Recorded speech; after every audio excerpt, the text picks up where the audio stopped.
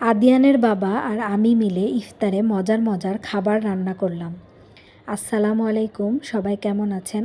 আশা করছি আল্লাহর অশেষ রহমতে সবাই ভালো আছেন। আলহামদুলিল্লাহ, আমরাও ভালো আছি। গতকাল ইফতারিতে আমি বানিয়েছিলাম খিচুড়ি আর মুরগির মাংস। তো প্রথমে আমি মুরগির মাংস রান্না করে নেব। একটি কড়াইয়ে পরিমাণ মতো তেল দিয়ে আমি পেঁয়াজ লাল করে ভেজে নিয়ে এখানে সব ধরনের গুঁড়া মশলা দিয়ে খুব ভালোভাবে কষিয়ে নেব। এরপর আমি এখানে কেটে রাখা মুরগির মাংস দিয়ে দেব। মুরগির মাংস দিয়ে আবারও নেড়ে চেড়ে খুব ভালোভাবে ঢেকে কষিয়ে নেব। কিছুক্ষণ কষানোর পর আমি এখানে দিয়ে দিব আগে থেকে কেটে রাখা আলু।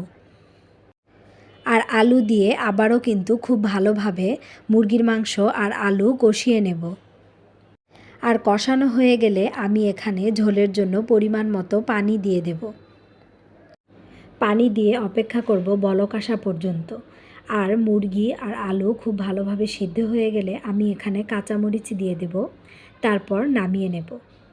এরপর বসিয়ে দিচ্ছি আমি খিচুড়ি। খিচুড়ির জন্য আমি পাতিলে পরিমাণ মতো তেল নিয়ে নিয়েছি। তারপর দিয়ে দিয়েছি তেজপাতা আর পেঁয়াজ। পেঁয়াজের সাথে দিয়ে দেব গরম মশলা, আদা রসুন বাটা আর সামান্য হলুদের গুঁড়া। তারপর মশলা নেড়ে চেড়ে খুব ভালোভাবে কষিয়ে নেব। আর খিচুড়ির জন্য আমি আগেই পরিমাণ মতো গরম পানি বসিয়ে দিয়েছি। তারপর এখানে চাল ডাল দিয়ে দিব।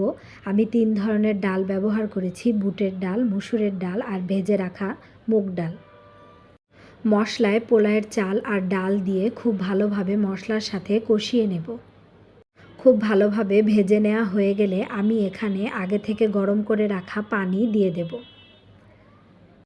খিচুড়িতে কয়েকটা কাঁচামরিচও দিয়ে দিয়েছি। এরপর ঢেকে বসিয়ে দেব রান্না হওয়ার জন্য। লাল লাল ঝাল ঝাল মুরগির মাংসের ঝোলের সাথে খিচুড়ি খেতে কিন্তু অনেক মজা লাগবে। নামানোর আগে 2 চামচ ঘি দিয়ে দেব। বাস, খিচুড়ি রেডি।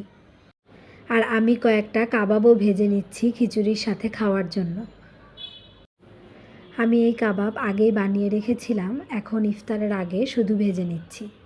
আর আজকে বানাবো স্পেশাল মহাব্বতের শরবত। তো তার জন্য আমি প্রাণ দুধ নিয়ে নিয়েছি একটা জগে। তারপর আমি এখানে চিনি দিয়ে দেব পরিমাণ মতো। চিনি দুধের সাথে মিশে গেলে আমি এখানে ব্যবহার করব রুহ আফজা।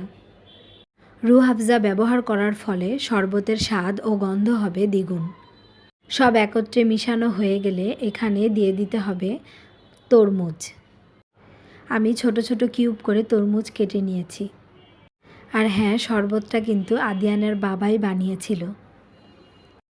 এই তো লোভনীয় শরবত একদম রেডি। আর আমি এখানে দিয়ে দিয়েছি আইস কিউব। সারাদিন রোজা রেখে ঠান্ডা শরবত খেতে কার না ভালো লাগে। এই যে আরেকটা দুর্দান্ত মজার খাবার, ফ্রুট সালাদ। এখানে আমি কয়েক ধরনের ফল ছোট ছোট কিউব করে কেটে নিয়েছি।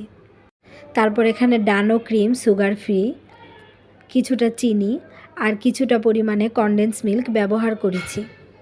সব একসাথে মিশিয়ে নিলেই ক্রিমি এই ফ্রুট সালাদ কিন্তু একদম রেডি। তো যাই হোক, আমি এক এক করে সব খাবার টেবিলে গুছিয়ে নিয়েছি। এবার পরিবারের সবাই একসাথে বসে ইফতার করার পালা। আজকে তাহলে এখানেই বিদায় নিচ্ছি। সবাই ভালো থাকবেন। আল্লাহ হাফেজ।